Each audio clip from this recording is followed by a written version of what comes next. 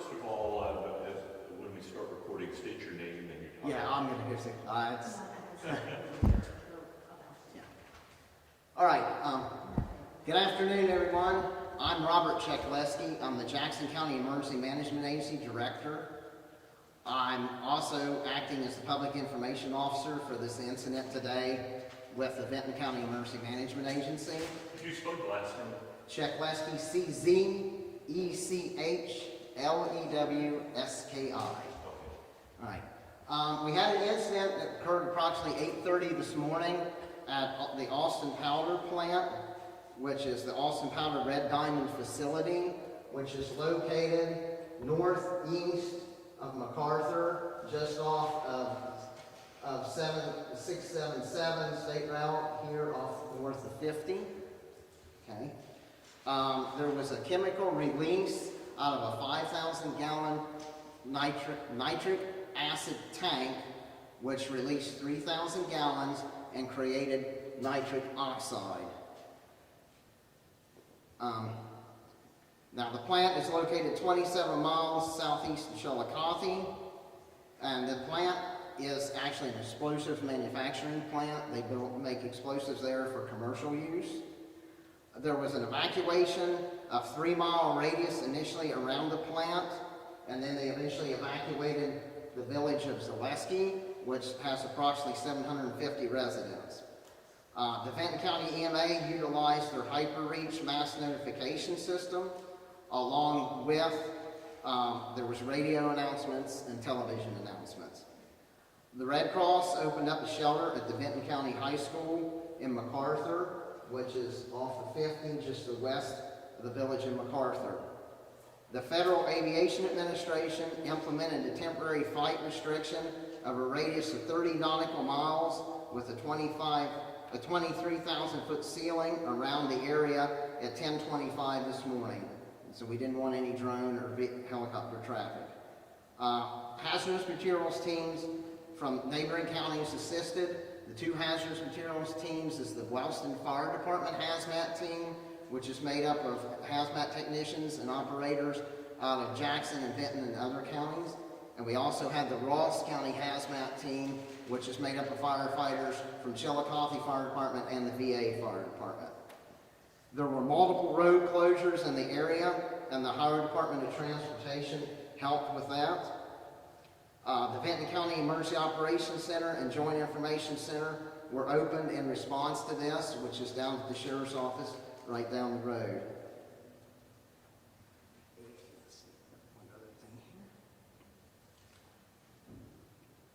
And I already mentioned to you that the chemical was nitric oxide that was in the plume. I'm going to turn it over to the Health Department to tell you the effects of nitric oxide. So I am Brad Price with the Vinton County Health Department. I'm the Director of Environmental Health with them. Just briefly on the symptoms, we had some changing information, but for nitric oxide, you're looking at symptoms that range from irritation of eyes, skin, nose, and throat, to drowsiness and maybe some unconsciousness. That's for acute exposure. There's not going to be anything that we know on long term with the recentness of all of this. What we would recommend, if you feel that you've been exposed, clean yourself, irrigate eyes, fresh water, those kind of things. If you feel any lingering effects past that, contact your primary care physician or get to urgent care or the emergency room for treatment. I would also add that the National Weather Service on Charleston, West Virginia was involved with plume modeling, and they were giving us plume modeling updates approximately every 30 minutes. And the last plume update I had the plume that was just to the south here from the plant. So, like I said, this is still an active incident. We still have the hazmat teams working on the things out there at the facility. So. All right, questions? For people evacuating, how long do you expect that you're going to be out of your homes? Is EPA monitoring this? Okay. They are actively monitoring at the plant. They'll be working with Ohio EPA. I'm actually a member of the Wellston Fire Department hazmat team. I'm the firefighter hazmat technician, so I'm quite familiar with this. So what they'll do is once they have the leak contained, they'll conduct air monitoring out there, and And then once they know that it's all safe, then we'll be releasing to the public and the media that it's an all clear, and then people can get back in their homes. But that could be days, it just. Hopefully not. Normally, an incident like this would probably last a few hours. It's all gonna depend on wind conditions and the amount of concentration that was released, so. And there are facilities throughout the county that are designated to shelter in place. This is one of them, if we needed to open it up. The schools are one. You're looking for places that have, obviously shelter, and then bathroom, shower facilities, those kind of things. If we needed to expand that, we would tap into that network and find places for people to be, if it's gonna be a long-term displacement. Red Cross and United Way are operating the shelter right now at the high school, the Vinton County High School. You had talked about the flume, any danger of it drifting toward West Virginia or other areas? No, the plume actually that was being monitored by Charleston National Weather Service was actually going up to the northeast. And the last time they had it, based on the amount of volume and the release, it was just south. It hadn't made it quite to the village of Zaleski yet. So it was, thankfully at this time, it was quite in a rural area. And once they get it released, that nitric oxide there, it'll tend to start dissipating, okay? So I'll see if we can eventually get a picture of the plume. I'll have to try to get one of those from the EOC. It looks like a red cloud, is what it looks like, a red cloud flying above that tank. And I had I'm sorry. Okay. I had a question for you. You had mentioned the symptoms of if you inhale this, can you die from it? There are cases of very acute exposure. There's case studies from years past that high doses of acute exposure could cause death, but that would have probably been the immediate, if anybody was working right on site. As far as I know, we don't have any reports of that, at least that we have. Yeah, we've That's not worst had case any scenario. reports of any injuries at this time. Worst case scenario. Okay. Yeah. Are you able to tell us how this leak happened? No, we do not know how that happened. So, And how close was it to employees, this tank? I don't know. This plant is quite large. I want to say it's over 1,000 acres. Being an explosives manufacturing plant, all the different facilities are spread out quite a distance from each other. So we don't know without having a plant representative on here. I can't tell you exactly how far it was. Any employees injured? during No, the- we had no reports. We've not had any reports of any injuries. Anyone taken to the hospital? No, not to our knowledge. As crews continue to monitor the situation, is there a risk for people drinking water or, even being outside of that zone? Is there something, we can take? This isn't in the ground, so it's more an inhalation hazard at this time. So it would be more affecting with the breathing, so it's not going to be really in the ground. I'm sure if there's the nitric acid initially that was released, if any of that's in the ground, the Ohio EPA would work with the Ohio EMA and the Vinton County EMA on mitigating that. So is there a difference when it comes to impacting health, nitric oxide and nitric acid? Is that? Yes. Nitric acid is a lot more dangerous than the nitric oxide, okay? The health effects of inhaling nitric acid are almost fatal, okay? Yeah, if they breathe that in. So it's probably, where it's reacted and created that plume of nitric acid is probably better to our benefit. It's not as lethal. For plants like this, is there an extra risk with them being, making explosives and stuff, or something like this to happen, or chemical leaks like this to happen? Well, I would have to defer that to the plant, but I can go ahead and tell you from experience that the Vinton County Emergency Management Agency actively exercises and trains with the Austin Powder plant. So they do have plans in place, and they do hazmat exercises with them. What do you want to say to anybody who's outside who saw the plume, watch their health symptoms? What's your recommendation Yeah. to them? Do you want to take that? Yeah, it would be, just watch for those symptoms. If you have any skin, eye, or nose irritation, or throat irritation, any shortness of breath, any dizziness, clean up with fresh, clean water, cold water, just flush your eyes, shower up, whatever you need to do. And if you feel any lingering effects, contact your healthcare provider immediately or seek some medical attention. Do you know if anybody's been to the We have had no reports. We've had no that have come reports to us. our agencies concerning that. Any more like sensitive groups, like elderly or people with Probably, asthma? yeah, probably respiratory, if you had asthma, any pre-existing things like that would be more likely to be sensitive to it. What about animals and livestock? In the Um, area? in the immediate zone there, I'd say that people should probably really watch their livestock, see if they're having any symptoms. There'd be similar symptoms, but the plant itself is on a very large tract of land, and there's not a lot of residential around the immediate vicinity. It's a very rural location, so. Any updates as to when the evacuation will be lifted, when people will no longer have to shelter in place? Are you going to do it hour by hour? What's the next step? Once they have the leak contained, and like I mentioned earlier, they do the air monitoring, and the air monitoring samples come back that it's safe for people to get back into their homes, then there'll be a notification to lift the evacuation. With the explosives being made at that plant, is like dynamite made there, and is there a concern about other things exploding as this chemical leak is still? I would have to defer that to the plant. Like I mentioned earlier, most of the facilities on that plant are quite spread out. So if there is any kind of incident at one facility, it normally would not affect other facilities.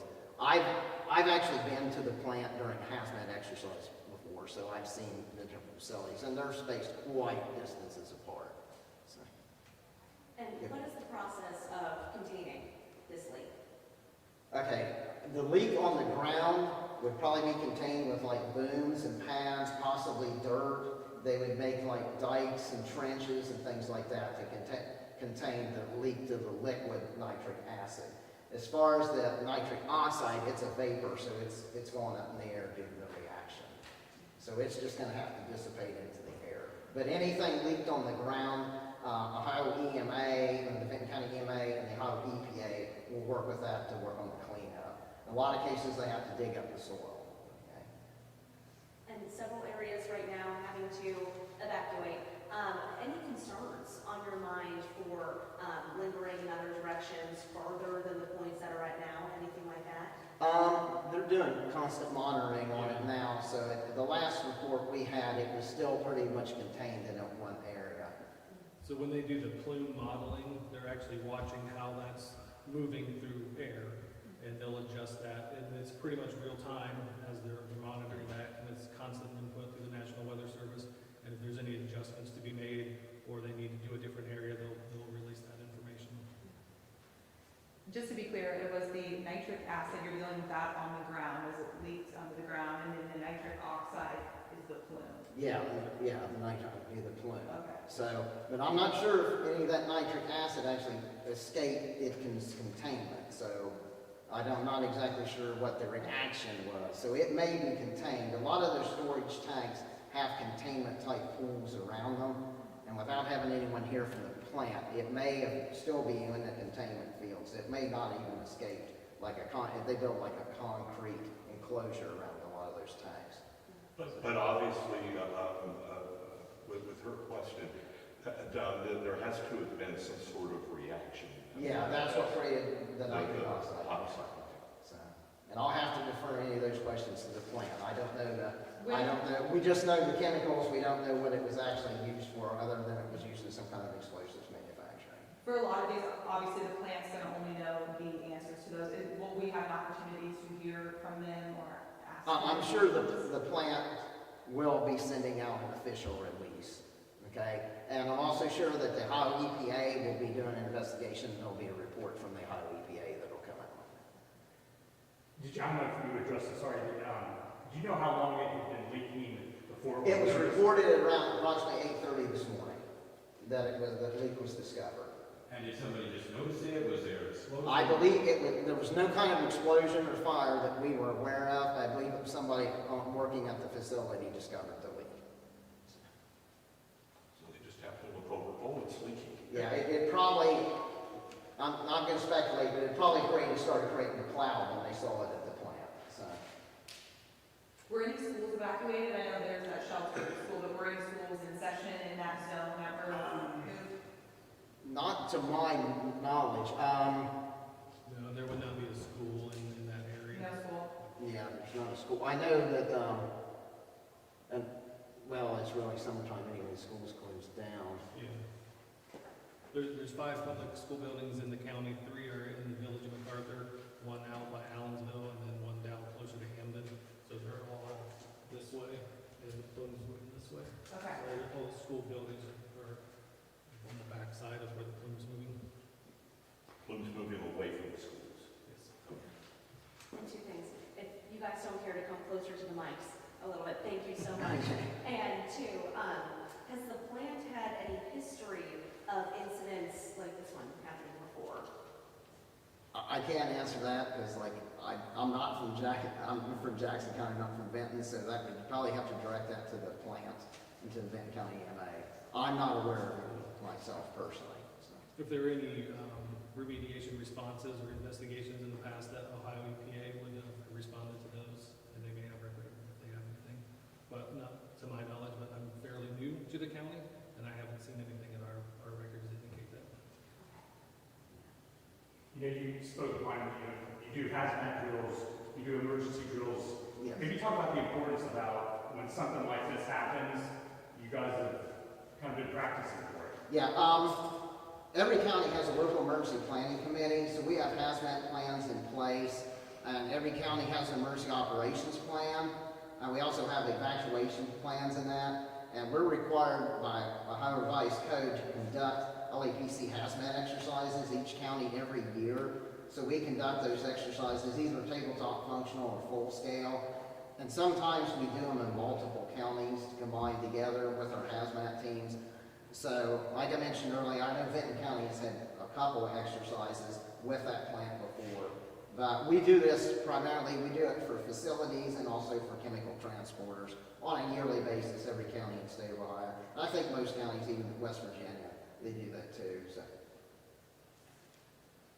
And just so it's safe for us to say, when it talks about the impacts for health, that it's at the time when you announce the evacuations, people had enough time to get out. So, say if they crept up on it, they might experience a sore throat, itchy eyes, something like that, but nothing to a deadly point or something to that nature, right? From our understanding, no. For the acute exposure, it's going to be that irritation unless it was a prolonged high-dose exposure. And I don't believe we know the amount how concentrated it is. Are you still evacuating, or have all the evacuations been completed? Those have already, to my knowledge, everything's pretty much taken place on that. That occurred fairly rapidly. They did the initial 3-mile out from the scene on that, and then eventually they evacuated the village of Zaleski. So if we drive through theoretically speaking, obviously, if we drove through the village, would it be like a ghost town? Well, I don't even know if you can get through that area. No, Because no, my no, knowledge no, is no, because no. the roads are still closed at this time. But if we drove through there, I'm saying hypothetically, it'll be just like a ghost town.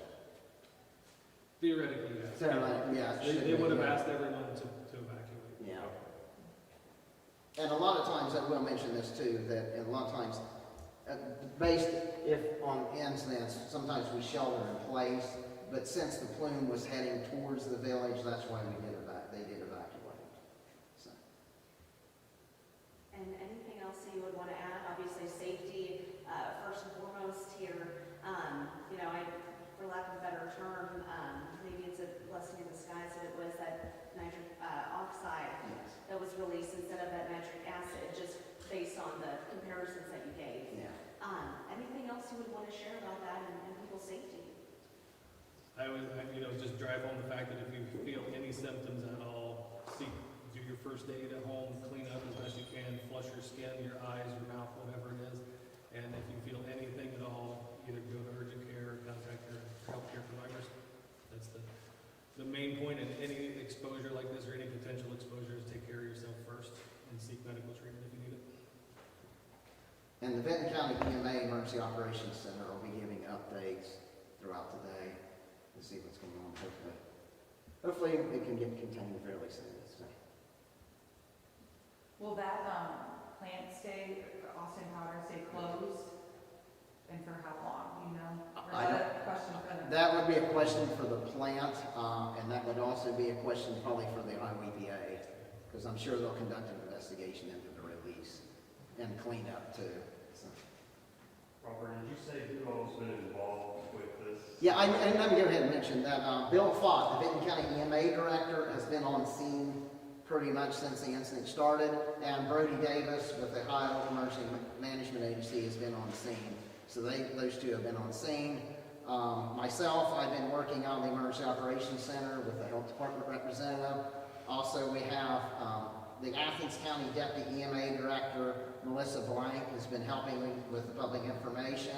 Mark Edgar, the Hocking County EMA Director, is down at the Emergency Operations Center helping the Deputy EMA Director for Vinton County, which is Dave Gill. So we've had and also Mark Thompson with the Ross County EMA Director is here too.